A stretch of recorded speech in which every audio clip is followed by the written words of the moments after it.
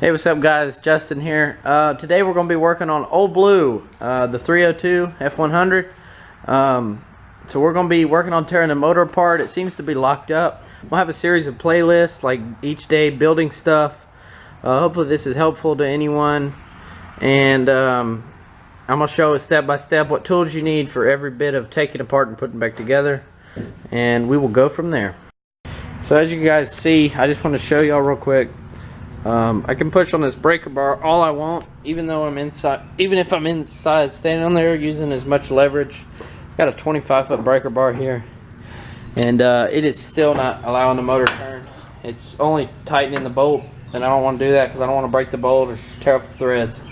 So we're gonna have to take this motor apart, and I've let diesel fuel soak in it. You can try that for some motors. Diesel fuel soak inside the cylinders, put it in the spark plug holes and through the carburetor, but it's not doing any better. So we're going to take the motor apart, and I'm going to show you guys how to do that. So the first thing you want to make sure you want to do, never hurts, is to put enough WD-40 and penetrant lubricants in every bit of the bolts and springs and everything to take stuff apart. That way you don't break bolts. But the first thing we're going to do here is just slide this PCV valve off, which is connected to a vacuum line on the back of the carburetor. You can set that off to the side. So next thing you want to do, after you take off the other PCV valve, you can start undoing all the hoses, as you can see. And always, if you don't remember things very well, mark stuff where it goes. All the bolts, mark them together like valve cover bolts. Put it in a container that says valve cover. That way you'll remember when you have to put this back together, because you don't want to make the mistake of losing parts or putting them in the wrong hole, or the idea of spare parts. So the next thing you want to do, guys, is take the heater core hoses off, which goes straight into the firewall. The first one comes right off right here with a clamp. The second one comes right off of the water pump, as you can see right here. So you just lay those to the side. Some coolant may come out. Try not to let it get on the ground. It's bad for the environment or something like that, you know. But the next thing you want to do is take this hose off from the water net to the water pump. So there's two different type of clamps on here. You might have these, you might have, depending on what, you know, what condition it's in. So you want to take that off and kind of work it a little bit and then pull that off.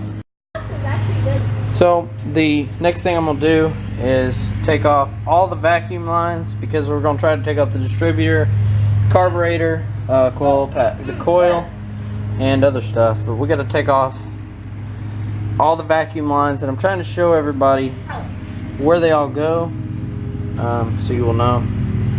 Because when you put these back together, you don't want to put them in the wrong spot. There's a T that goes up in here under the carb. Stuff goes to the back of the carb.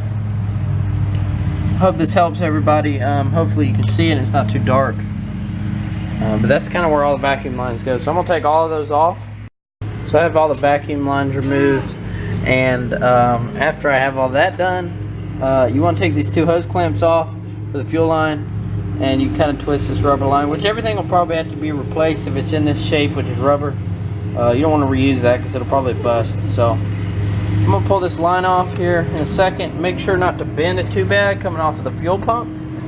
And then the next thing we'll try to do is the distributor and carburetor. So once you have your fuel line, the rubber piece disconnected, make sure you keep those clips if you want to reuse them. We're going to take these two lines off of the coil. One of them goes to the spark, or the distributor, as you can see, and take the distributor off. I don't know if you can see it down there. See that bolt right down in there? That one right there. You'll have to take that off, which retains the distributor, and that should be the only thing, and it should pull right out. So the bolt holding down the distributor, or the bolt, it is a 1/2 inch drive, short socket I use with the 3/8. I pulled it off pretty easy. You can throw WD-40 or penetrant in there to get it off, but once you pull it loose, as you can see, the bolt comes out. Also, you should be able to get that retaining piece out. This one right here. You want to keep that. That's very important. That holds down the distributor, keeps it from moving.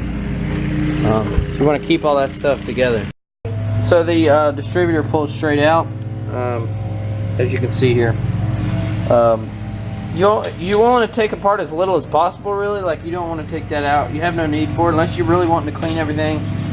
Right now I'm just trying to see if I can get this motor unlocked, if it's worth spending money on whatever, if I need to just go ahead and get it machined. I probably will, because the oil in it, as you can see from this distributor, it's pretty bad down in the motor there, which has been sitting for a long time. But we're going to go from there. We can see what we got to do next. So the next thing we're going to do is pull the carburetor off, and then we can get to the coil. So take the four retaining nuts off of the retaining nuts off of the carburetor. It is a 7/16 socket. There's 4 of them on each corner. So the next thing you're going to want to do is, after you pull the carburetor off, you want to, before, I kind of skipped a couple steps. I'm not gonna go as detailed because I don't want the video to be too long, but I think this playlist is gonna be more of a vlog type thing instead of instructions on how to do stuff. But I'm gonna leave in the description all the socket sizes and all the tools you'll need to do it. That might help out, but I'll kind of show as much as I can. So after you get the carb off and all the fuel lines and the accelerator cable and all that, kind of set all that aside, next thing you want to do is pull the intake off with this water neck, and actually the coil pack will probably come off first, and then the intake manifold. Alright guys, so it's getting dark outside. Well, it's not really that dark, but it's almost 8 o'clock. I think I've done about all the work I want to do today on here. We got the carburetor off, and again, I should have told y'all before, some of the intake manifold bolts are half-inch socket, by the way, just to remind y'all, and so is most of the water pump bolts. A lot of everything on here everything should be standard, I believe, on this thing. Standard sockets, half-inch, 7/16. No, some of the normal sockets is about everything on here.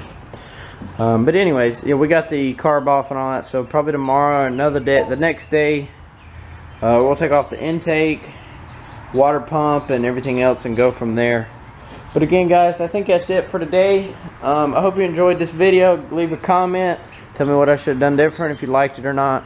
Leave a like, also turn on notifications, subscribe, hit that subscribe button please, because I need every subscription I can get because of the new YouTube law, if you didn't hear about it. But again, so hit that subscribe button, turn on notifications, and leave a like and comment. And we will see you guys again in the next video.